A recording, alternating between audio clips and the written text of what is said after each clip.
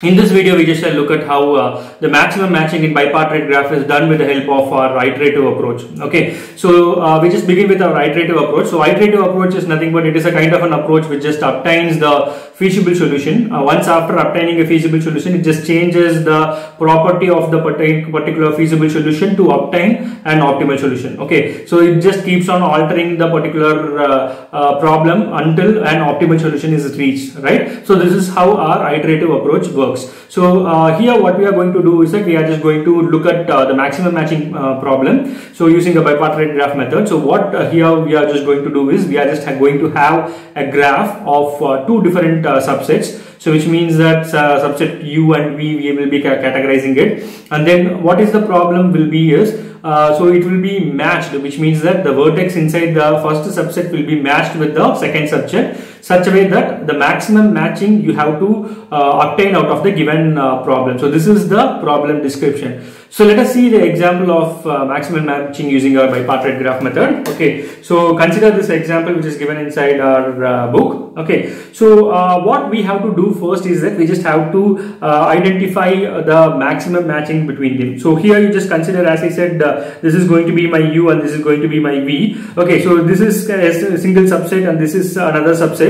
Here what has happened is that the edges are being connected between two subsets. So what we have to identify, we just have to identify the matching between the subset 1 and subset 2 such a way that the maximum number of elements are matched from subset A to subset B. So this is how we just have to solve the problem, right? So what we shall do is that first we just shall identify the maximum node which it could match, right? So here what I'm doing is that I'm just writing it out. So 1, 2, 3, 4, 5, and then 6, 7, 8, 9, 10. So for making the problem, what we have to do is that we just have to match a certain nodes, and once after matching it, you just consider it as a feasible solution, and then you just alter the property such a way that you are just moving in an optimal solution manner. So for example, here what we do is that we just match our 4 and 8 and then 5 and 9. So for example, 4 and 8 is being matched right now, 5 and 9 are being matched right now. So what are the remaining free nodes? So the free nodes are 1, 2, 3 and 6, 4 and 10. Okay, so these are the free nodes. So it is one of the feasible solution we just have obtained, which means that we are having matching between 4, 8 and 5, 9. So what we have to do, we just have to increase the optimality, or we just have to change the property such a way that we are just going to increase the optimality of it. So what we are going to do next is we are just going to consider the next node. Okay, so next free node is 1. So I'll just draw another graph. 4, 5, right? 4, 8, 9 and 10.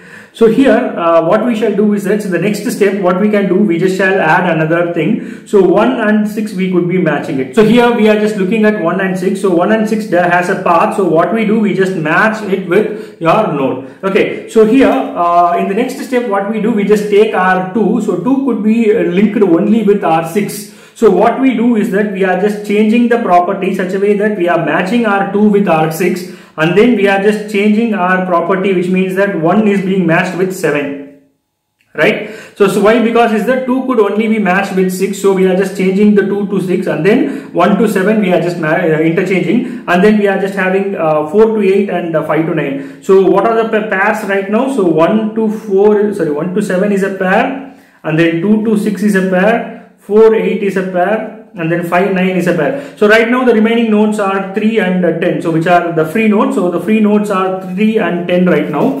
So what we are going to do is that we are just going to alter the property such a way that whether this particular items can also be matched.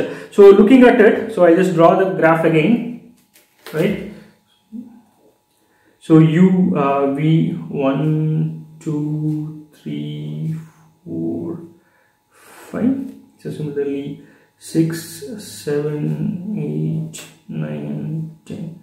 Okay, so if we just look at the graph, so what we are going to do is that we are just linking, or we are just changing the property. So what we do is that we just link our 3 with 8. So right now what I did, I just linked our 3 with 8. So our 1 with 6 is already matched and 6 with 2 is already matched. So what has happened in the previous node, 4 and 8 are connected. We are just changing it. Why? Because we are just have only one option, that such a way that 3 could be linked only with 8. So what we do is that we just change the property of 4. We are just connecting our 4 with 9, right? So right now 4 and 9 are being connected, and then we are just left off with 5 alone. So 5 and 10 we could connect it. So what we do, we just connect our 5 and 10. Right. So here what we have obtained, we just have obtained the maximum matching such a way that none of the nodes are being left alone. So we just shall say that it is a maximum matching. So what we have to do, we just have to list out the pairs. So the pairs are 1 and 7, 2 and 6, 3 and 8, 4 and 9, and then 5 and 10. So the maximum matching which could be obtained is 5 over here. So what we have to do is that we just have to